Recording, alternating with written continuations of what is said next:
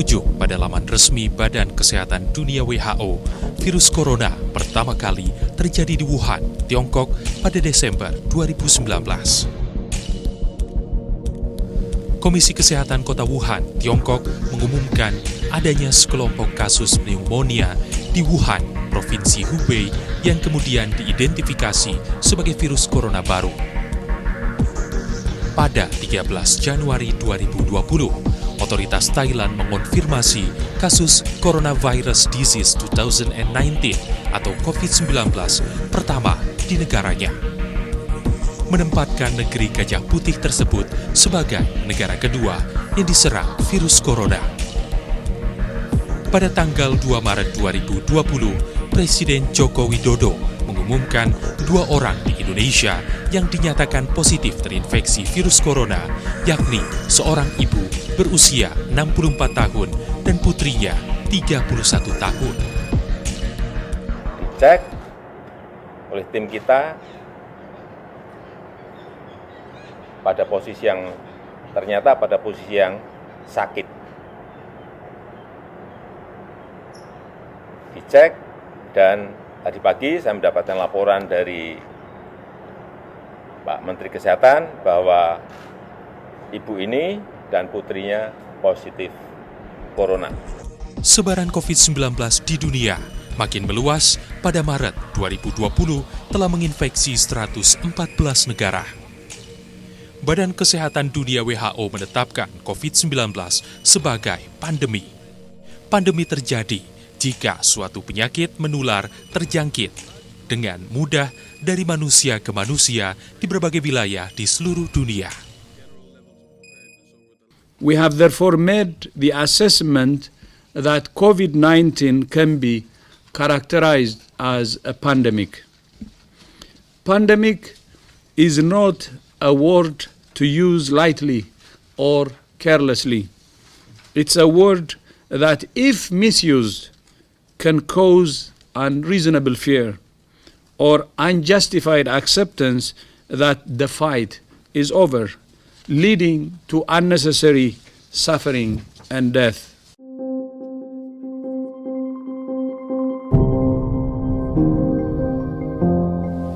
Penularan virus corona yang mudah dan cepat mengharuskan negara yang memiliki kasus positif virus corona harus mengambil langkah tegas agar mencegah meluasnya penyebaran virus corona. Sebelum WHO mengumumkan status pandemi pada 23 Januari, Kota Wuhan memberlakukan karantina wilayah atau lockdown. Saat jumlah kasus positif COVID-19 di Tiongkok mencapai 571 kasus. Seluruh akses transportasi publik di kota tersebut ditutup. Penduduk dilarang meninggalkan kota seiring meningkatnya jumlah kasus.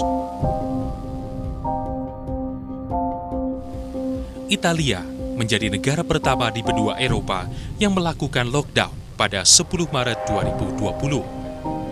Pembatasan akses tersebut menginstruksikan seluruh tempat usaha dan retail tutup sementara, kecuali bagi toko bahan makanan dan obat-obatan.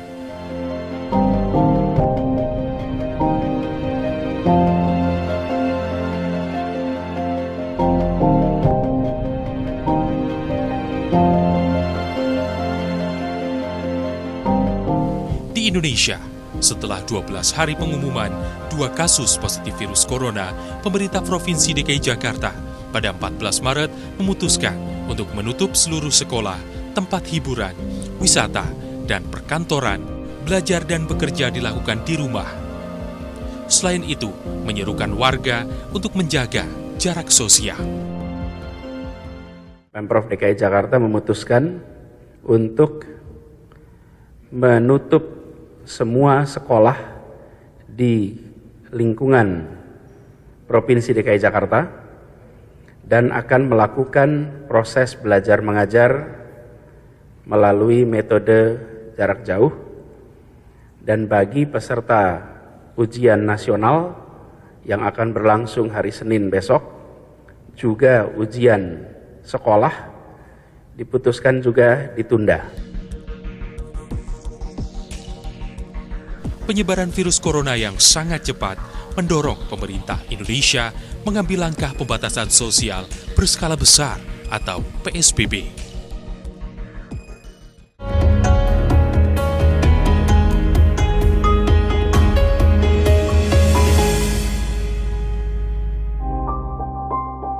Pemerintah Indonesia pada Maret 2020 menetapkan COVID-19 sebagai jenis penyakit dengan faktor risiko yang menimbulkan kedaruratan kesehatan masyarakat. Karenanya, Presiden Joko Widodo resmi memutuskan untuk memberlakukan peraturan pemerintah PP nomor 21 tahun 2020 tentang pembatasan sosial berskala besar PSBB. Dasar hukum PSBB merupakan amanat Undang-Undang Nomor 6 Tahun 2018 tentang kekarantinaan kesehatan.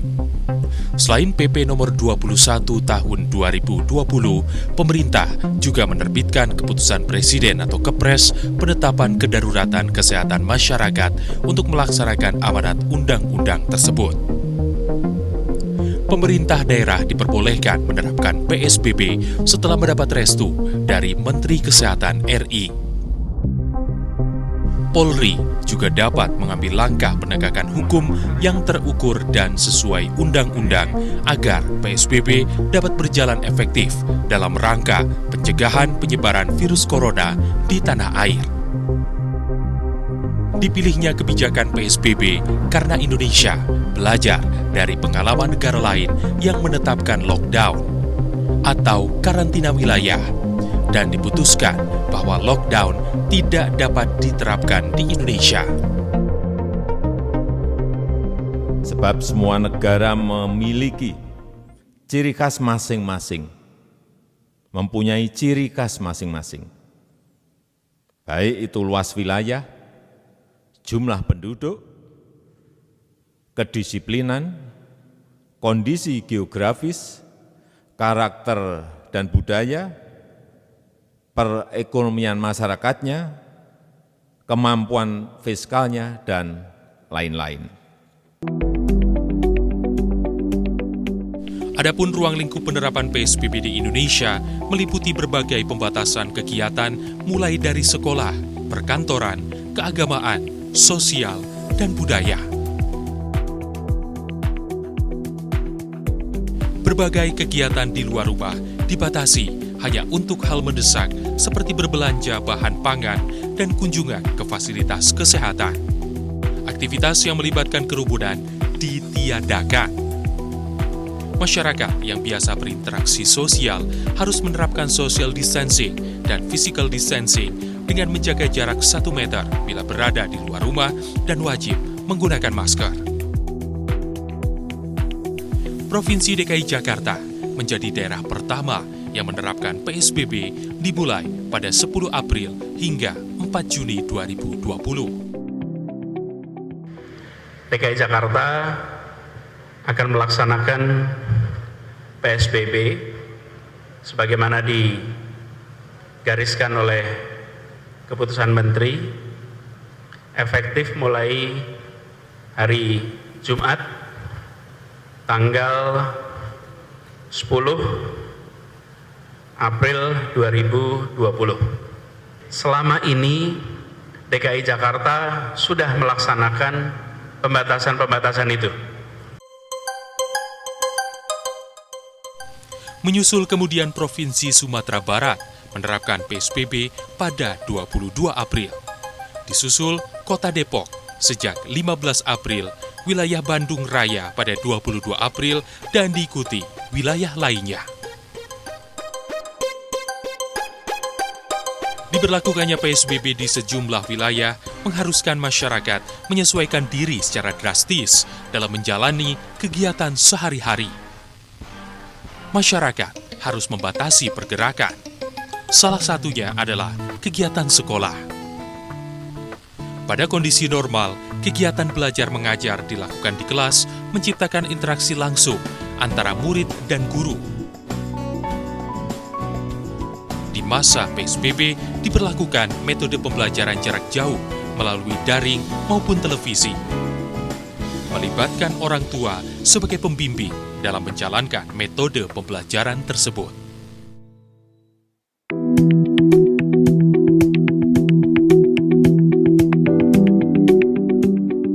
Pembatasan operasional transportasi umum juga dilakukan demi meminimalisir pergerakan masyarakat, khususnya mobilitas antar wilayah. Transjakarta hanya beroperasi dari pukul 6 pagi hingga 6 sore dengan 13 rute layanan dan pembatasan maksimal penumpang dalam bus. Mass Rapid Transit atau MRT Jakarta juga menerapkan aturan yang sama, di mana hanya melayani dari pukul 6 pagi hingga 6 sore dan pembatasan penumpang dalam gerbong maksimal 60 penumpang. Begitu juga dengan moda transportasi andalan masyarakat di wilayah Jabodetabek, kereta komuter lain atau KRL. Tetap beroperasi selama masa PSBB dengan pengurangan jam operasional yakni dari pukul 5 pagi hingga 6 sore. Jumlah penumpang tiap gerbong pun dibatasi untuk menghindari penumpukan penumpang hingga 35% atau sekitar 60 penumpang per gerbong. PT Kereta Api Indonesia KAI Daop 1 juga memberlakukan pengurangan jam operasional kereta jarak jauh yang keluar masuk wilayah DKI Jakarta. Pembatasan jarak juga diterapkan pemerintah di layanan ojek daring yang tidak diperbolehkan mengangkut penumpang, hanya diperkenankan mengantar barang dan makanan. PSBB memberikan perubahan besar bagi masyarakat dalam menjalankan kehidupan. Tutupan berbagai pusat perbelanjaan, perkantoran, instansi pendidikan, tempat wisata dan hiburan mengharuskan masyarakat mengerem setiap langkah dan kegiatan bersosialisasi. Pelaksanaan PSBB DKI Jakarta sejak 10 April berhasil menurunkan kasus COVID-19 di Jakarta. Pemerintah Provinsi DKI Jakarta tercatat telah menerapkan 3 tahap PSBB. Tahap pertama PSBB berlaku selama 2 pekan, yaitu 10 hingga 23 April 2020, kemudian tahap kedua 23 April hingga 21 Mei 2020. Selanjutnya, tahap ketiga PSBB berlanjut hingga 4 Juni. Pemprov DKI Jakarta kembali memperpanjang pelaksanaan PSBB memasuki fase transisi selama bulan Juni. DKI Jakarta menerapkan pembatasan sosial berskala lokal atau PSBL tingkat rukun warga, khususnya di 65 titik RW dengan zona merah COVID-19. Menetapkan status PSBB di DKI Jakarta diperpanjang dan menetapkan bulan Juni ini sebagai masa transisi. Secara umum sudah menjadi hijau kuning, ada wilayah-wilayah yang masih merah, karena itu kita masih berstatus PSBB, tapi di sisi lain kita sudah memulai melakukan transisi. Transisi menuju apa? Kita melakukan transisi dari ketika kita melakukan pembatasan sosial masif menuju kondisi aman, sehat, produktif.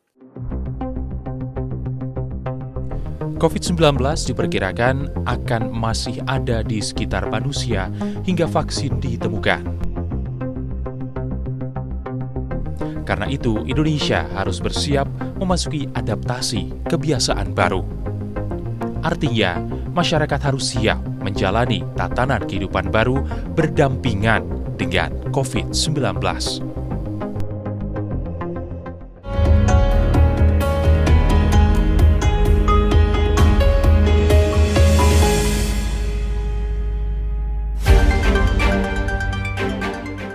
Badan Kesehatan Dunia WHO berpendapat meski kurva kasus positif COVID-19 melandai, namun virus corona tak akan hilang. Karenanya, Presiden Joko Widodo meminta masyarakat untuk dapat berkompromi, hidup berdampingan, dan berdamai dengan virus corona agar bisa tetap produktif. dengan mengedepankan dan mewajibkan protokol kesehatan yang ketat yang harus kita laksanakan. Dan pemerintah akan mengatur agar kehidupan kita berangsur-angsur dapat kembali berjalan normal sambil melihat dan memperhatikan fakta-fakta yang terjadi di lapangan. Saya tekankan keselamatan masyarakat tetap harus menjadi prioritas. Kehidupan masyarakat sudah pasti berubah untuk mengatasi risiko penularan virus corona sehingga disebut sebagai adaptasi kebiasaan baru. Era adaptasi kebiasaan baru sebenarnya mulai berjalan saat PSBB diterapkan. Dan saat pemerintah mulai melonggarkan kebijakan PSBB. Selanjutnya, masyarakat menjalankan kehidupan adaptasi kebiasaan baru seutuhnya. Makna hidup berdampingan dengan COVID-19 bukan berarti kita dapat kembali ke pola hidup sebelum COVID-19 masuk ke Indonesia. Menjalankan adaptasi kebiasaan baru berarti kita harus menerapkan perilaku hidup bersih dan sehat atau PHBS. Protokol kesehatan mesti dikedepankan, antara lain selalu menjaga kebersihan tangan dengan mencuci tangan atau menggunakan hand sanitizer. Mengenakan masker saat keluar rumah, menjaga jarak fisik dengan orang lain minimal 1 hingga 2 meter, serta menjaga kesehatan dengan asupan gizi seimbang yang dibarengi dengan rutin berolahraga. Protokol kesehatan juga mengatur tata cara berkumpul di luar rumah, makan di restoran, hingga kegiatan ibadah.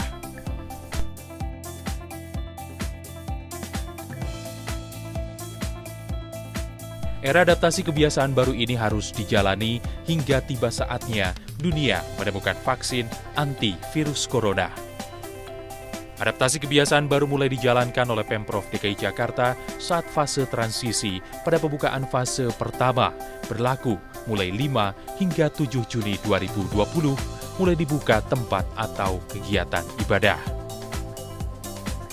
Dengan tetap menerapkan protokol kesehatan, selain tempat ibadah, juga dibuka mobilitas, kendaraan pribadi, umum, taksi, dan fasilitas olahraga outdoor.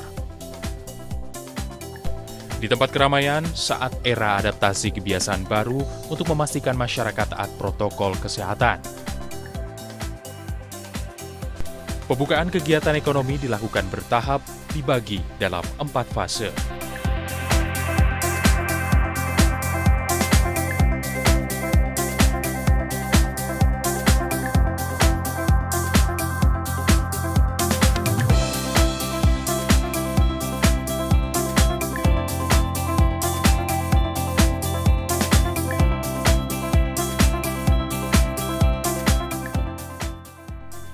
Di tempat keramaian saat era adaptasi kebiasaan baru untuk memastikan masyarakat taat protokol kesehatan. Kehadiran aparat keamanan ditujukan tidak untuk menimbulkan ketakutan, tapi demi menciptakan situasi kepatuhan. Artinya apa? Kehadiran TNI dan Polri di tempat-tempat publik bukan untuk menimbulkan kekhawatiran, bukan untuk menimbulkan ketakutan, tetapi semata-mata membantu masyarakat satu sama lainnya, mengingatkan satu sama lainnya, agar masyarakat betul-betul taat dan patuh kepada protokol kesehatan. Wajah dunia pendidikan baik di Indonesia maupun di belahan dunia lain berubah tatkala virus corona hadir di muka bumi. Memasuki adaptasi kebiasaan baru, Kementerian Pendidikan dan Kebudayaan sedang mempersiapkan sejumlah skenario terkait tahun ajaran baru 2020-2021 di tengah pandemi COVID-19. Format pelaksanaan tahun ajaran baru akan merujuk pada kajian gugus tugas penanganan COVID-19. Dunia pendidikan di Indonesia pada era adaptasi kebiasaan baru diprediksi akan semakin bergantung kepada teknologi. Salah satu perubahan mendasar yang berubah adalah cara guru dan murid berinteraksi melalui perangkat teknologi, kegiatan belajar mengajar jarak jauh dengan sistem remote class. I think everything has changed pretty dramatically, not just in Indonesia but around the world. I think the first thing that will be a new normal is the use and adoption of technology tools for teachers, students. I think that will fundamentally change how students and teachers interact. The ability for teachers to actually break up their class into more effective learning groups. Sementara di sektor pariwisata akan terjadi perubahan besar. Pemerintah akan menghidupkan kembali dunia pariwisata dengan mendorong kunjungan wisatawan lokal dan memberlakukan beberapa peraturan baru, antara lain pembelian tiket wisata secara daring, membatasi jumlah wisatawan, dan kewajiban rapid test.